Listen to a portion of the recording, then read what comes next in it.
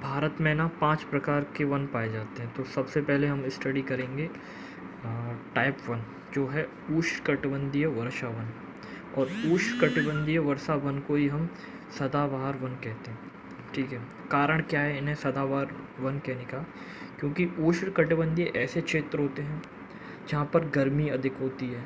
जहाँ गर्मी अधिक होगी वहाँ अगर पानी होगा तो उसका मतलब वेपराइजेशन उस पानी का बहुत फास्ट होगा, यानी अधिक क्वांटिटी में होगा। जहाँ जब पानी का वेपराइजेशन अधिक होगा तो वहाँ वर्षा अधिक होगी। जैसे कि अगर हम देखें, ये जो उष्णकटिबंधीय वाला जो क्षेत्र होता है वो तुम्हारा होता है कौन सा? इक्वेटर वाला क्षेत्र।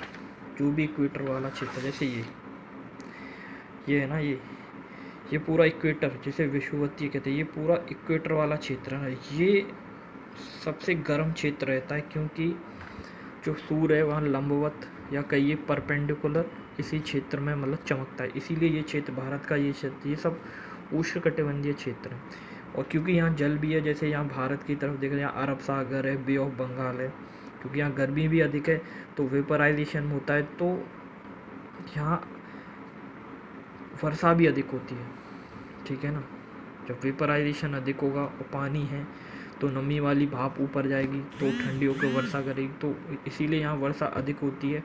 इसीलिए इसको हम जो उष्णकटिबंधीय वन होते हैं उन्हें सदाबहार वन कहते हैं, क्योंकि बारिश ही हमेशा होती है वहाँ। ठीक है, तो हम ऐसे कह सकते हैं कि जिन क्षेत्रों का तापमान अधिक होता है, ठीक है, और जहाँ वर्षा 200 सेंटीमीटर से अधिक होती है, उन क्षेत्रों को हम उष्णकटिबंधीय वन कहते हैं। ठीक है, वहीं पर पाए जाते हैं। ये वर्ष भर हरे भरे रहते हैं जल की उपलब्धता के कारण। ये कभी भी अपनी पत्तियां नहीं गिराते, हमेशा सदाबहार रहते हैं। इनकी विशेषता ये है कि ये जो वृक्ष होते हैं वो लंबे लंबे होते हैं और इनकी जो लकड़ियाँ होती हैं वो मजबूत होती हैं। यानी फर्नीचर बनाने के लिए अगर हम रिकमेंड करें तो जो उष्णकटिबंधीय वर्षा वन के जो वृक्ष होंगे उनकी जो वुड होगी वो काम में ली जा सकती है। जैसे आबनूस का पेड़, ठीक है, एबोनी हो गई, महोगनी हो गई, रोजवुड, नारियल, ये सब लंबे लंबे पेड़ होते हैं। उनकी बांस हो गया, रबर, सिनकोना, ये सब लंबे लंबे होते हैं। जैसे कि ये एक सेकंड, ये पेड़ है ना, ये जो है एबोनी का पेड़ है। एक सेकंड, ये जो है एबोनी का पेड़ है, इसकी हाइट काफ़ी है। ठीक है, तो वो इसी प्रकार से सारे लंबे लंबे होते हैं पेड़। जैसे ये रहा, और तुम्हारी ये रही लकड़ी, ये जो लकड़ी है देखो, ये जो लकड़ी है, तो फर्नीचर के मतलब फर्नीचर बनाने के लिए इसी लकड़ी का मतलब इन्हीं सदाबहार लकड़ियों का जो है यूज होता है। और देखें तो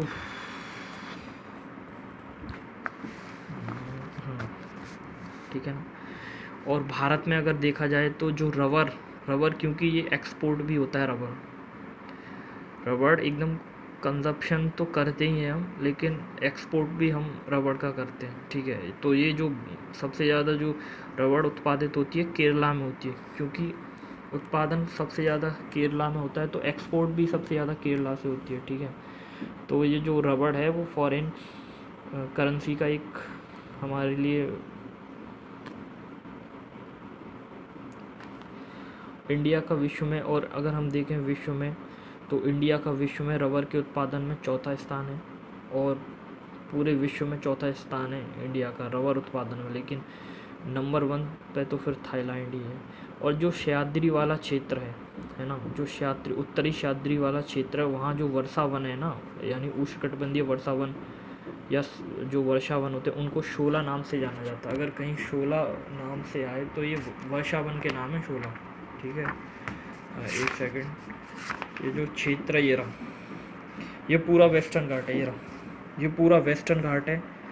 वेस्टर्न घाट का वह क्षेत्र जो महाराष्ट्र के अंतर्गत आता है उसको हम उत्तरी सह्याद्री कहते हैं, है ना। तो वहीं पर जो वर्षा वनों को शोला कहते हैं। ठीक है, और भारत में वर्षा वन 4 स्थानों पर पाए जाते हैं।